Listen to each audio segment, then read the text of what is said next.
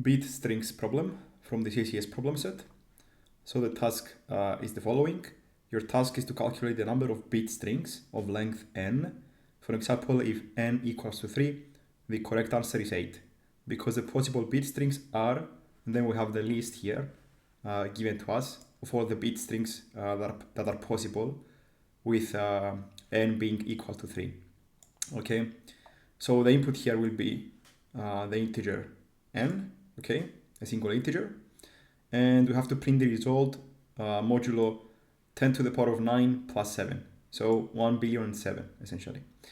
And the constraints are that n goes up to 10 to the power of 6, which is 1 million, okay? And here you have the simple input, which is the example that it is described here. So for n being equal to 3, the solution is 8, okay? So this is a very simple combinatorics problem, okay, essentially. All right, so let's look to why this is a combinatorics problem, all right? So let's take a certain scenario here where n equals to 4. So how many bits do we have now? It's 4 bits. First bit, second bit, third bit, and fourth bit, okay? Which I have, I'm using x to show that I have them unset. I didn't choose a value for them yet. So how many choices do we have for the first bit? 2 choices. We are gonna set it to 0, or we're gonna set it to 1. And this is true for all of the bits of my bit string here, okay? So independent of the other bits, each bit has 2 choices, okay? So 2 choices for the first bit, 2 choices for the second bit, 2 choices for the third bit, and 2 choices for the fourth bit. So if we multiply these choices here, we will get how many bit strings we have essentially. So this will give us 2 to the power of 4. Again, to understand this, I have 2 choices for the first bit, and since the second bit is independent from the first bit, I'm just gonna multiply the choices I have for the first one with the choices I have for the second one, okay? And this will give me the solution if I keep doing it until the last bit. So the general case here, where we have any kind of n here, we're gonna have n bits essentially, okay? So this is n bits, okay? And again, I have 2 choices for the first bit times 2 choices for the second bit until I reach the last bit, which again has 2 choices. So the formula here will be 2 to the power of n essentially, okay? And we can visualize this with a tree as well. So here I have drawn the tree for the case where n equals to 3. And let's go ahead and now look at how the solution, how the bit strings will appear at the leaves of the tree, okay? So initially we have said that no bit is set, okay? So this is the initial case. We have made no choice whatsoever. So the rule here is that if I go to the left, for the next bit, I will use 1. If I go to the right, for the next bit, I will use a 0, okay? So initially, let's say I'm gonna set the first bit, then the second bit, and then the third bit. So if I go to the left, I set the first bit to be equal to 1, and the other 2 remain unset, okay? If I go to the right, I set the first bit to be 0, and the other 2 remain unset. And now I'm just gonna keep doing that, and you will see how the solution here will appear essentially.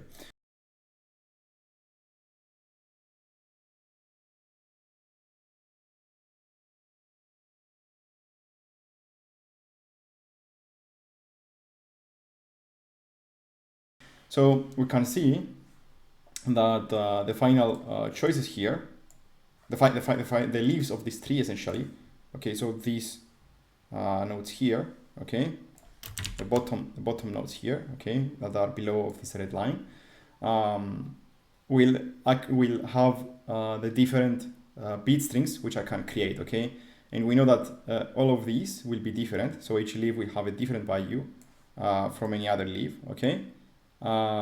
Since we have been moving, since for sure we make a different choice for every bit that is its predecessor, okay. So for example, if we take this bit string here and this bit string here, they will for sure be different, because if we find the lowest common ancestor of these two, okay, which is this one here, this node here.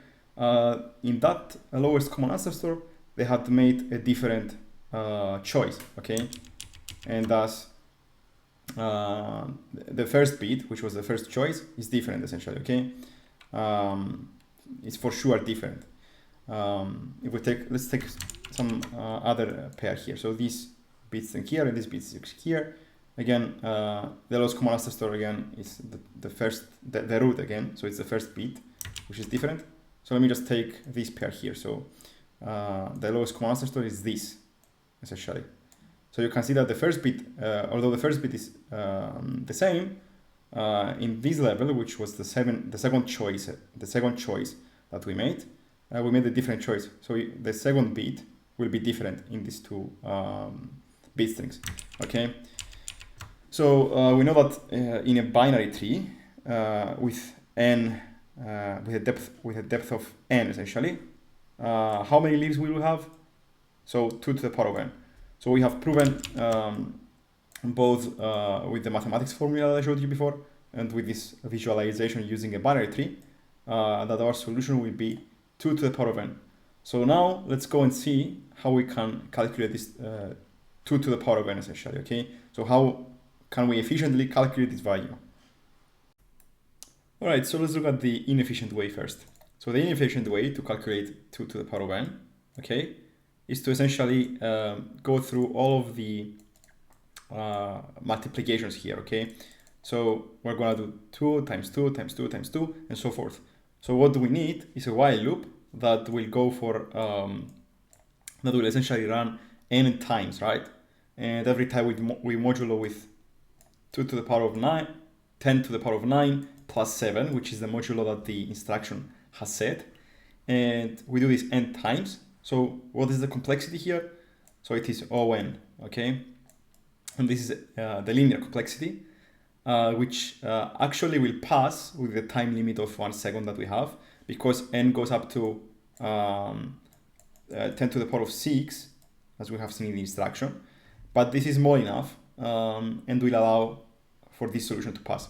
So now let's look at how we can make this even faster. How can we calculate this power in an even more efficient way? All right, so what we're gonna use to calculate this in a more efficient way is the divide and conquer technique, okay? So we know that 2 to the power of n, for n being even, so n even, okay? So for this case here, 2 to the power of n actually equals to 2 to the power of n divided by 2, okay, times 2 to the power of n divided by 2. And that is because n divided by 2 plus n divided by 2, okay, this will give us essentially 2n divided by 2, which is equal to n, okay? So based on this observation, we can split the problem, and thus we are gonna just calculate this value here, okay? Store it into a variable, and then just multiply this variable with itself, okay? So 2 times, and that will give us the initial, the value that we initially intended to calculate, okay? For the cases that n is odd, okay, how can we split the problem on that case? So for that case, essentially 2 to the power of n will be equal to, again, 2 to the power of n divided by 2.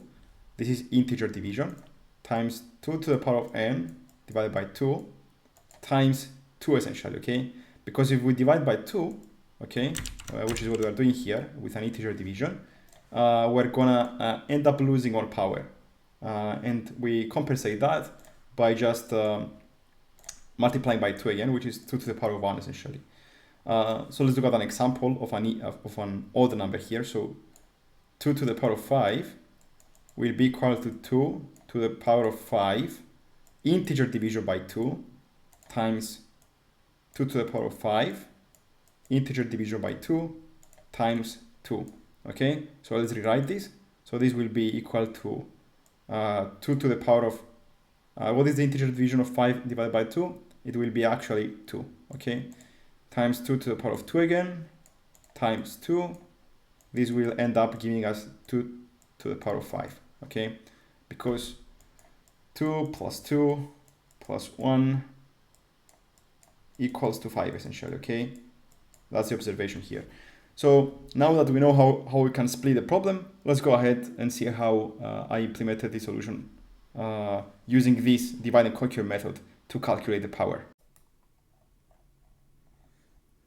Alright, so what I did initially was to read in n here, okay? And then I'm just simply outputting the result of this power of 2 function that I implemented for n, okay? So 2 to the power of n essentially. And that's pretty much it for the input. Now let's look at the power of 2 function here. Here I have the parameter x, which is the intended power of 2 that we need to calculate. And here in the first if statement, I check if x equals to 0. So why is that? This is to identify the base case, okay? So for the 2 to the power of 0, as we know, the result will be equal to 1, okay? And this is the only base case we need essentially, okay? Now for any other case, I will calculate this half value here. So in this variable half, I am gonna store the power of 2 to the power of x divided by 2. So 2 to the power of x divided by 2 is the half of the power that I tend to calculate in this fraction, right? Then I'm using this half power and I just multiply it by itself. So I calculate this only one time essentially, okay? And I'm storing it to this variable, and then I multiply this variable with itself. And I modulo with modulo here. So I'm using this define here, this define statement here for 10 to the power of 9 plus 7 to be the modulo here, okay? And after I do this, so the solution here is done for the case where x is even, okay? I'm gonna simply need to return this result here. But for the case where x is odd, as we have seen before, we need to multiply by 2 one more time. So that's what this if statement does here. So if x modulo 2 evaluates to 1, this statement here will evaluate to true, and thus we return the result times 2, and we just modulo one more time, okay? And here it is just returning the result. So this is a very simple problem, and this is the optimized way to do it. Otherwise, you just have a while loop and calculate the power in linear time, okay? So I hope this helped you if you got stuck on trying to solve this. If you did, leave the video a like, subscribe to the channel, and I will see you in the next one.